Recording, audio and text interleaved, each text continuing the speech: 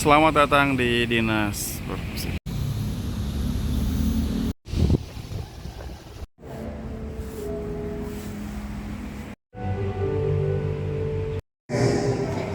SMA, SMK se-Jakarta Utara.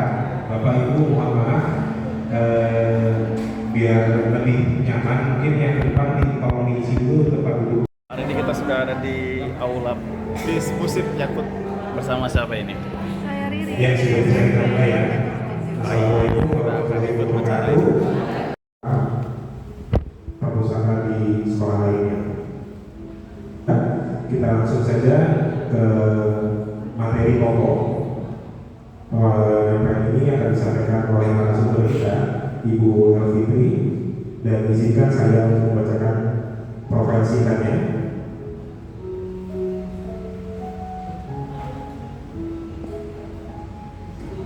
Nama lengkapnya adalah Ibu Elfitri Kurnian RZ, SIP MIKOM,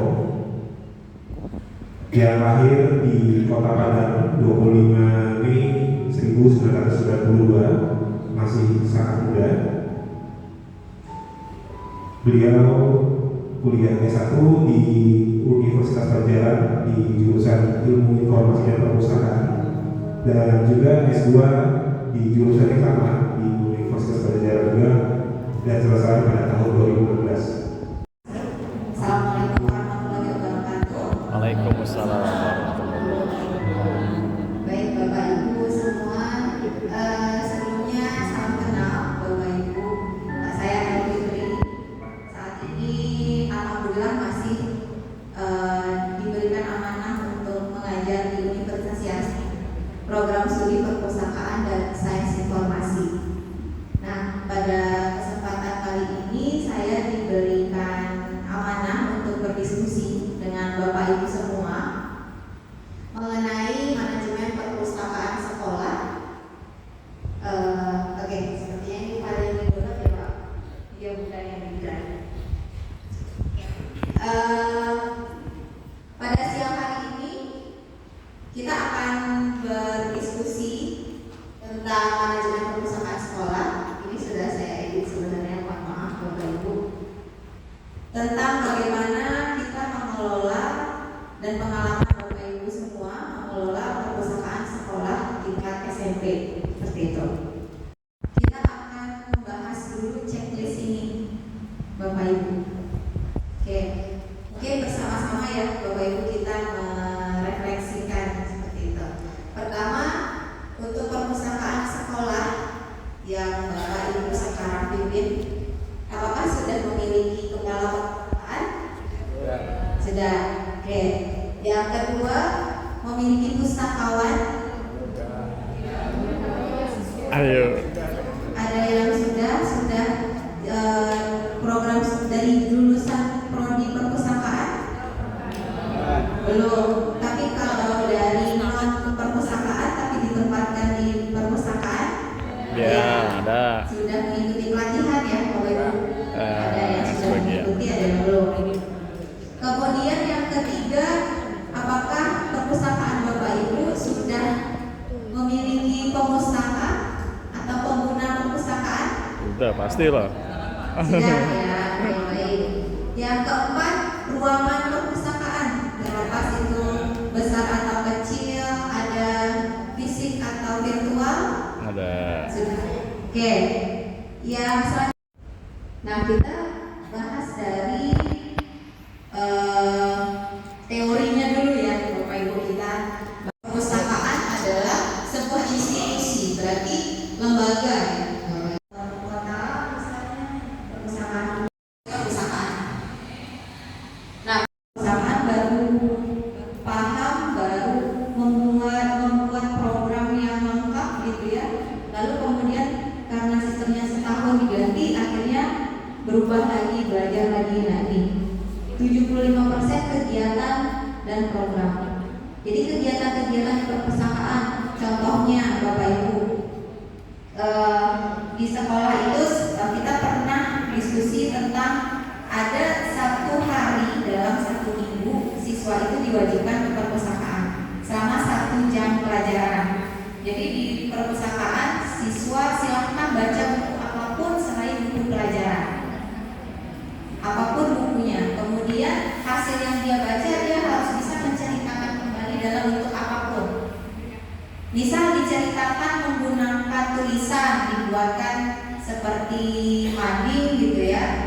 boleh, atau diceritakan menggunakan book talk. Kalau book talk itu buku berbicara, dia seperti merekam, mungkin dibawa pulang, direkam, rekamannya nanti di-share di media sosial. Kemudian ada juga kalau dia membaca cerita berkelompok, mereka bisa membuatkan sebuah animasi, jadikan ada outputnya.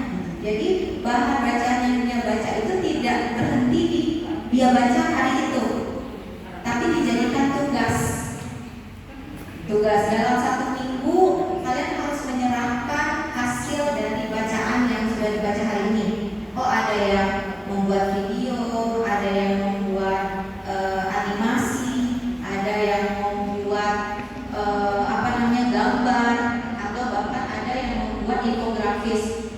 Jadi ada siswa itu yang sudah tahu dan bisa bikin infografis. Nah, semua hasilnya itu bisa menjadi koleksi perpustakaan. Nah, itu yang dimaksudkan dengan kegiatan dan program. Artinya buku-buku yang perpustakaan tidak hanya berhenti baru dari apa yang sudah dia tahu, dan dia tahu itu dari sumber informasi bacaan tadi. Nah, ini kegiatan dan program. Nah, untuk bisa ke tahap memahami literasi informasi, untuk bisa membuatkan program, kita harus paham dulu bagaimana mengintegrasikan perpustakaan sebagai media belajar ke dalam kurikulum pembelajaran di sekolah. Yang pertama, terkait koleksi perpustakaan. Jadi dengan pergantian kurikulum kan buku pelajaran jadi ganti semua, ya. Ini tiap tahun ada 200 buku nganggur nih jadinya. Tahun depan beli lagi yang baru untuk kelas 9. Jadi totalnya 3 tahun itu ada 800 sekian buku nih di perpustakaan saya yang sudah tidak terpakai. Itu belum buku-buku yang lama lagi ya, jadi masih banyak sebenarnya. Nah, apa sih kira-kira saran dari Sudin Perpustakaan ini ya untuk mengatasi buku-buku yang menimbun ini sehingga supaya perpustakaan ini tidak jadi gudang buku, ya? Itu yang pertama. Kemudian yang kedua terkait koleksi buku digital. Jadi untuk buku digital ini, pertanyaan saya untuk syarat akreditasi itu koleksinya harus terdata di sekolah itu minimal berapa tahun? Karena terkait buku digital itu kan biasanya ada jangka waktunya nih, ya. Dari beberapa rekan yang saya tanya, itu biasanya buku digital dari aplikasi itu 1 tahun diganti gitu loh. Nah, lalu untuk kriteria akreditasi ini dia terdata di sekolah minimal berapa tahun gitu. Jadi pertanyaannya malah kan. Pertanyaan pertama tadi bagaimana mengatasi buku yang buku pelajaran yang karena setiap tahun kurikulum berganti itu bagaimana? Sebetulnya itu jawabannya bukan kami karena itu kan asetnya dinas pendidikan ya. Kalau buku itu saya nggak tahu apakah ada yang sudah pernah belajar tentang aset. Jadi tapi itu seperti apa? Apakah memang penghapusan ya? Kita sama-sama tahu ketika penghapusan aset itu pasti ribet. Kalau nggak salah sampai saya segala. Banyak. Sehingga untuk sekolah berarti saya yang salah kaprah ya Bu. Kepala perpustakaan saya itu guru yang jam ngajarnya murah. Dan kadang-kadang hampir 2 tahun sekali ganti Bu, disesuaikan dengan pembunuhan anjam. Nah, yang ingin saya tanyakan untuk saat ini berarti kepala perpustakaan itu kan tadi yang berasal dari jurusan perpustakaan yang dikatakan kepala perpustakaan atau yang sudah mendapatkan pelatihan. Itu berapa lama dan berapa banyak pelatihan yang harus diikuti oleh calon kepala perpustakaan. Kemudian yang kedua yang menarik lagi yang dapat saya tangkap di sini, kalau pojok baca memang kami harus buat perpustakaan ini memang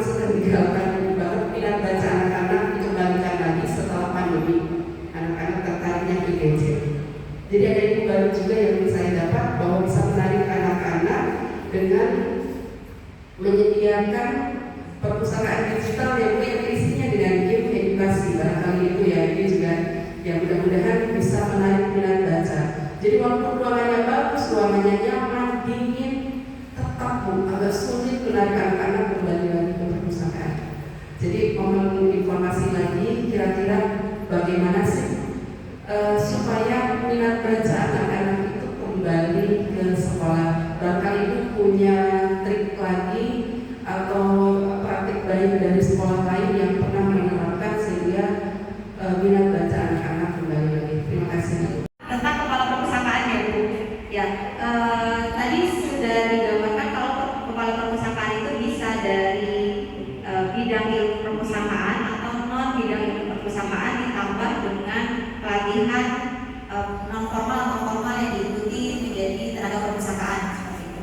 Untuk pelatihan dari perpustakaan nasional biasanya ada yang 3 bulan, ada yang 1 bulan juga ada yang dengan jam pelajaran gitu, berapa jam pelajaran gitu juga ada, tergantung level mana yang akan kita ikuti.